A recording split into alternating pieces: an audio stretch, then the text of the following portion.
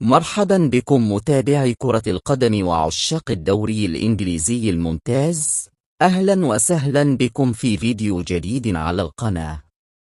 في هذا الفيديو سنتحدث عن واحدة من أقوى وأهم مباريات الموسم الكروي، مواجهة نارية تجمع بين عملاقين من عمالقة الكرة الإنجليزية، نادي ليفربول ونادي مانشستر سيتي، في مباراة ينتظرها الملايين من الجماهير حول العالم.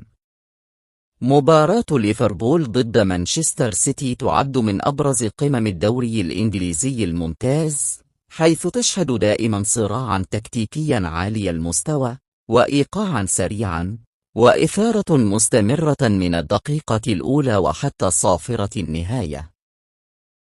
الفريقان يمتلكان تاريخا حديثا حافلا بالمواجهات القوية، وغالبا ما تكون هذه المباراة حاسمة في سباق اللقب أو في الصراع على المراكز المؤهلة للبطولات الأوروبية. موعد مباراة ليفربول ضد مانشستر سيتي سيكون يوم الأحد الموافق 8 من شهر فبراير سنة 2026، وهي مباراة تدخل ضمن منافسات الدوري الإنجليزي الممتاز، وتحظى بمتابعة إعلامية وجماهيرية كبيرة نظرا لقيمة الفريقين وأهمية النقاط الثلاث لكلا الطرفين. أما عن توقيت المباراة، فستنطلق صافرة البداية في مواعيد مختلفة حسب الدول العربية، وسنوضحها لكم بدقة وبالحروف حتى لا يقع أي التباس. في الجزائر وتونس والمغرب، ستنطلق المباراة في 6:30 مساء، أي عند حلول 6:30 ليلا بالتوقيت المحلي لهذه الدول. أما في مصر وليبيا والسودان، فسيكون موعد بداية المباراة في 7:30 مساء، أي 7:30 ليلا حسب توقيت القاهرة وطرابلس والخرطوم.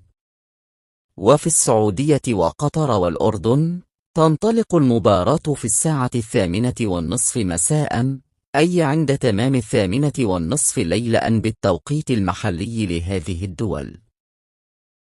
هذه المواجهة تمثل اختبارا حقيقيا لقوة الفريقين، حيث يسعى ليفربول إلى استغلال عاملي الأرض والجمهور وفرض أسلوبه الهجومي المعروف بالضغط العالي والسرعة في التحولات، بينما يدخل مانشستر سيتي المباراة بطموح السيطرة على مجريات اللعب والاستحواذ على الكرة وبناء الهجمات المنظمة. المباراة مرشحة لأن تكون مفتوحة على جميع الاحتمالات، نظرا لتقارب المستوى بين الفريقين وامتلاك كل طرف لاعبين قادرين على حسم اللقاء بلقطة واحدة. كما أن هذه المواجهة غالبا ما تشهد أهدافا جميلة، صراعات بدنية قوية، وندية كبيرة في وسط الميدان.